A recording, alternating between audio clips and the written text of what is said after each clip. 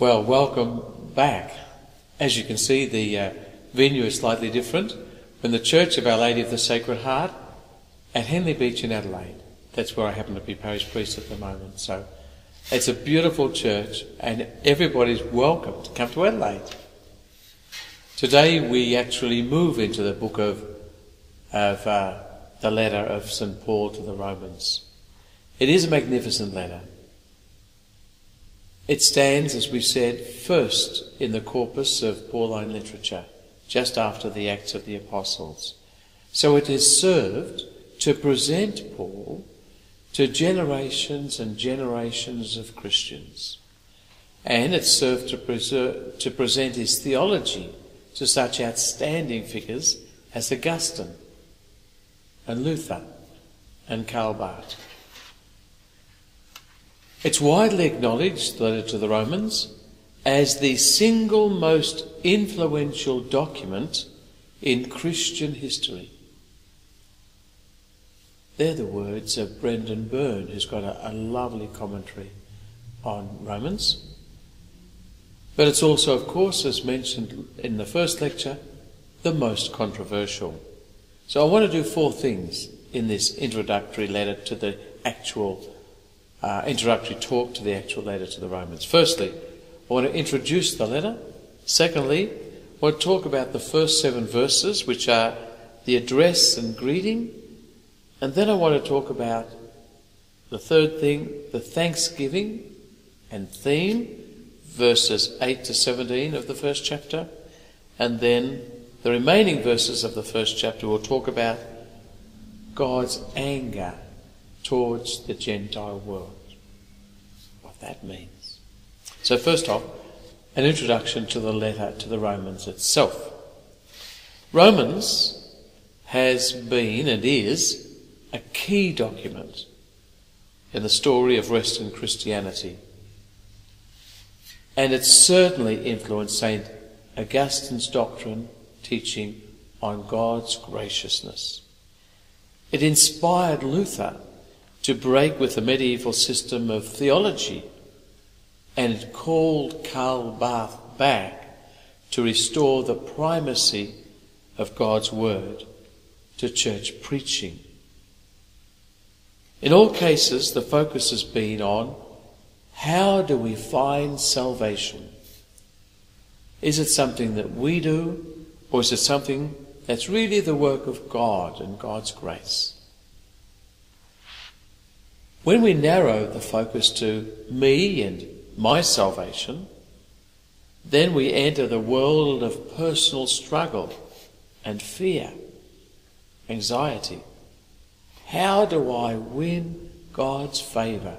I am a sinner, but how to become worthy of God? Now, Gary Wills captures this mentality brilliantly in his little book, What Paul Meant. This is what he says. Paul entered the bloodstream of Western civilization mainly through one artery, the vein carrying a consciousness of sin, of guilt, of the tortured conscience. This is the Paul we came to know through the brilliant self-examination of Augustine and Luther, of Calvin and Pascal, and of Kierkegaard. Kierkegaard, the father of existentialism. We're going to see that these great men have, in a sense, narrowed the vision of Paul to this one focus.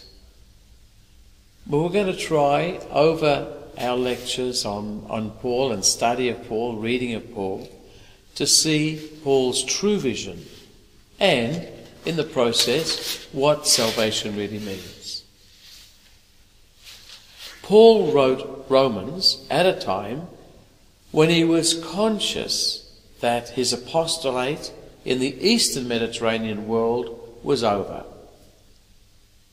From Jerusalem all the way round to Illyricum, I finished preaching the gospel of Christ, he says at the end of Romans. In Romans chapter 16, Paul names 25 people, including his dear friends Priscilla and Aquila. Is there here a crack team of missionaries? Which Paul has somehow assembled to join him in his new project to evangelize Spain and the Western world. Certainly, Romans is an expose of Paul's conviction of how salvation comes to everybody, Jews and Gentiles, Western world, Eastern world. And it's an expose of what is the gospel all about. It may be the letter that's preparing the church in Rome not only to accept him and his mission, but to support him in what he still wants to do in the Western world. Now, Paul writes this letter to a church that he didn't actually personally found, as he founded the church in Corinth and Thessalonica and so on. He hasn't even visited it yet, so it's quite unique amongst his letters.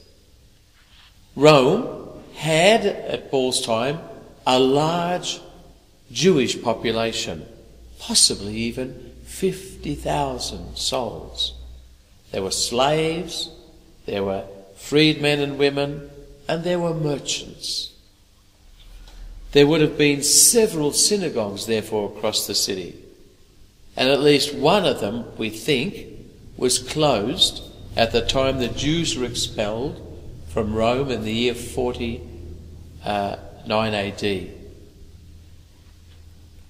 Afterwards, the Jews were allowed to come back when the emperor died 5 years later, and they might have felt second class, the Jewish Christians, in these house churches, as they had vacated the field when they were expelled to the Gentile Christians. Perhaps Paul is aware that in Rome, the more numerous Gentile Christians didn't really respect the Jewish Christians. So in his letter, he wants to try to bridge the cultural gap between Jews and Christians. We're all one after all, is his belief, and we're all in the church together. Father Michael Phelan movingly writes this: "It would have broken Paul's heart had he been able to see what happened subsequently to Jewish Christianity and the wedge that came between a dominant Gentile Christianity and Judaism. It was unthinkable for Paul to have Christians almost assuming, as we do today, that Christianity and Judaism are different religions."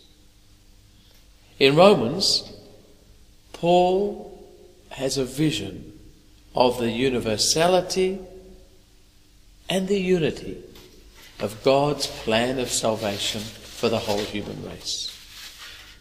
Romans is an ancient letter which follows, therefore, the conventions of the ancient Greco-Roman world of rhetoric, which Paul, of course, absorbed.